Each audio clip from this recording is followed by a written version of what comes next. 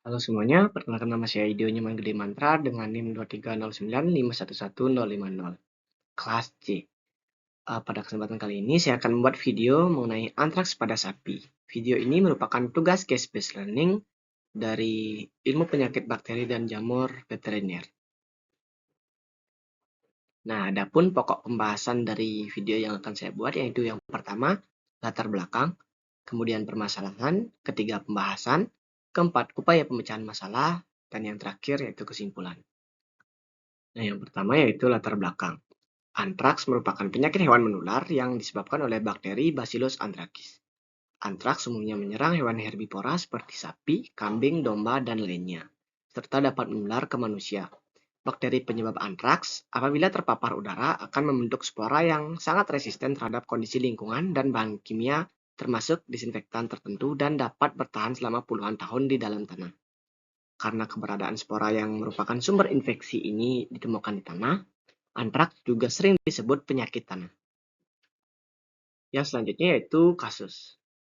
Dilansir dari laman Metro TV News, antraks kembali muncul di Gunung Kidul, 10 Maret 2024. Penyakit ternak yang dapat menular kepada manusia, antraks kembali muncul di Kepanewon, Gedangsari, Kabupaten Gunung Kidul, Daerah Istimewa Yogyakarta. Terdata seorang warga mendapat perawatan di sebuah rumah sakit karena penyakit tersebut. Dari Gunung Kidul diperoleh keterangan Dinas Peternakan dan Kesehatan Hewan setempat telah mengambil sampel darah ternak yang mati di Dusun Kayoman, Kelurahan Serut, Gunung Kidul. Sampel ini segera dikirim ke Balai Besar Veteriner Wates, Kulon Progo untuk diperiksa. Kepala Dinas Peternakan dan Kesehatan Hewan Wibawanti Prabandari menjelaskan pihaknya telah mendapat informasi adanya ternak milik penduduk yang mati. Ternak yang mati ini kemudian disembelih meski tidak dikonsumsi, katanya. Yang selanjutnya yaitu pembahasan. Antraks merupakan penyakit zoonosis yang disebabkan oleh bakteri Bacillus anthracis. Antraks bermakna batu bara dalam bahasa Yunani, dan istilah ini digunakan karena kulit para korban akan berubah hitam. Antraks paling sering menyerang herbivora liar yang telah dijinakan. Penyakit antraks bersifat zoonosis yang berarti dapat ditularkan dari hewan ke manusia atau sebaliknya, namun tidak dapat ditularkan antar sesama manusia.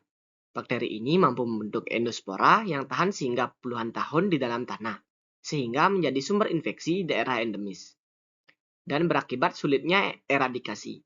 Kuman Bacillus anthracis termasuk Phylum Talopita, kelas Schizomycetes, ordo Eubacteriales, famili Bacilliaceae, dan genus. Nama lain antraks adalah Cumberlandisis, splenic fever, Mills-Brand, Carbon, radang limpa atau radang kura.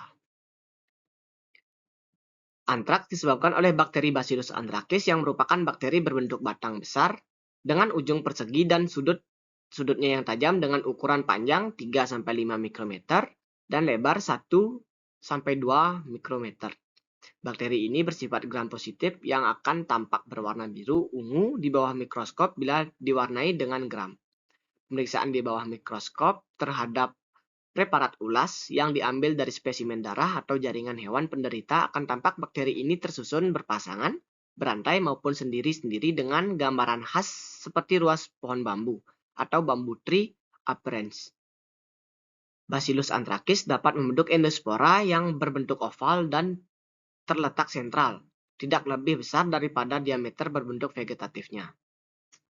Bacillus anthracis tidak berpindah langsung dari ternak satu ke ternak yang lain, tapi biasanya masuk ke dalam tubuh ternak bersama makanan, pekakas kandang, ataupun tanah, atau juga rumput. Infeksi tanah inilah yang dianggap paling penting dan berbahaya. Spora yang ada di dalam tanah bisa naik ke atas oleh pengolahan tanah dan hinggap di rumput, yang kemudian dimakan ternak bersama sporanya. Demikian juga spora itu bisa masuk ke dalam kulit apabila hewan itu berada dan tidur di tempat yang tercemar. Spora ini akan tumbuh dan berbiak dalam jaringan tubuh dan menyebar ke seluruh tubuh mengikuti aliran darah. Ternak penderita penyakit antraks dapat menulari ternak lain melalui cairan eksudat yang keluar dari tubuhnya. Cairan ini kemudian mencemari tanah sekelilingnya dan dapat menjadi sumber untuk munculnya kembali wabah di masa berikutnya. Cara penularan lain apabila ternak penderita sampai dipotong atau bedah, atau kalau sudah mati sempat termakan burung liar pemakan bangkai, sehingga sporanya dapat mencemari tanah sekitarnya. serta sulit untuk menghilangkannya. Kemudian gejala klinis. Gejala klinis penyakit ini berbeda-beda tergantung jenis hewan yang terserang. Dikenal 4 bentuk yaitu perakut, akut, kronis, serta kutan. Yang pertama yaitu bentuk perakut atau sangat mendadak. Antraks perakut gejalanya sangat mendadak. Hewan mendadak mati karena pendarahan otak. Bentuk perakut sering terjadi pada domba dan kambing dengan perubahan apopleksi cerebral. Hewan berputar-putar, gigi gemeretak, dan mati hanya beberapa menit setelah darah keluar dari lubang kumlah. Kasus lain dapat berlangsung beberapa jam. Kemudian bentuk akut. Gejala penyakit bermula yaitu demam pada kuda mencapai 41,5 derajat dan pada sapi sampai 42 derajat Celcius. Gelisah, depresi, sesak napas, detak jantung cepat tetapi lemah, hewan kejang kemudian mati. Pada sapi, gejala umumnya adalah pembengkakan sangat cepat di daerah leher, dada, sisi perut, pinggang, dan kelamin luar. Dari lubang kumlah, telinga, hidung, anus, dan kelamin, keluar cairan darah encer merah kehitaman. Kematian terjadi antara 1-3 hari setelah tampak gejala klinis. Yang selanjutnya yaitu bentuk kronis. Darah encer merah kehitaman, kematian terjadi antara 1-3 hari setelah tampak gejala klinis. Terlihat lesi atau luka lokal yang terbatas pada lidah dan tenggorokan. Biasanya menyerang ternak babi dan jarang pada sapi, kuda, dan anjing.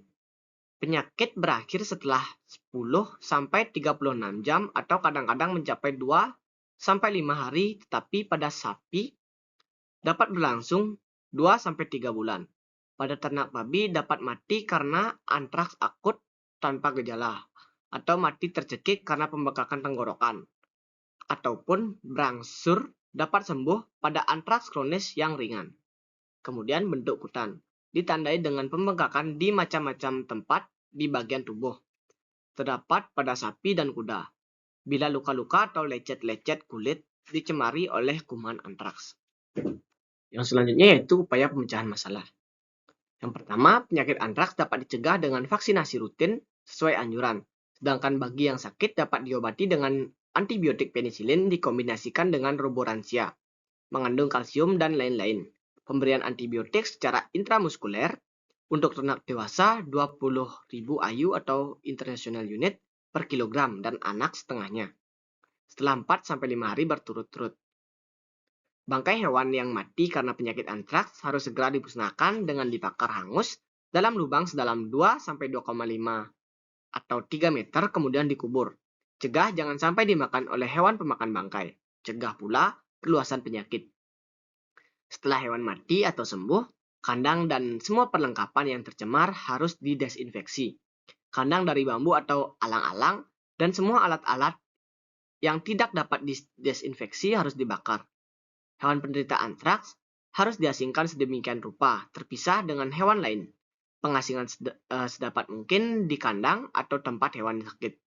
Dekat tempat tersebut dibuatkan lubang 2-2,5 atau 3 meter untuk menampung sisa makanan dan tinja dari kandang hewan yang sakit. Atau penampungan limbah asal hewan sakit. Yang terakhir yaitu kesimpulan.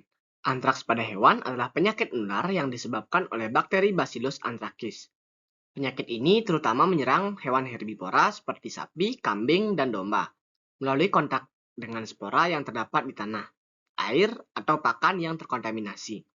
Gejalanya meliputi demam tinggi, sesak napas, keluarnya darah dari lubang tubuh, dan kematian mendadak, sering tanpa tanda klinis yang jelas. Diagnosis dilakukan melalui pemeriksaan laboratorium seperti identifikasi bakteri dari sampel darah. Penyakit ini dapat dicegah melalui vaksinasi rutin pada hewan yang berisiko, pengelolaan lingkungan yang baik, serta penguburan atau pembakaran bangkai hewan yang terinfeksi untuk mencegah penyebaran spora. Antraks memiliki dampak ekonomi dan kesehatan yang signifikan, sehingga penanganannya memerlukan tindakan cepat dan pelaporan kepada otoritas terkait.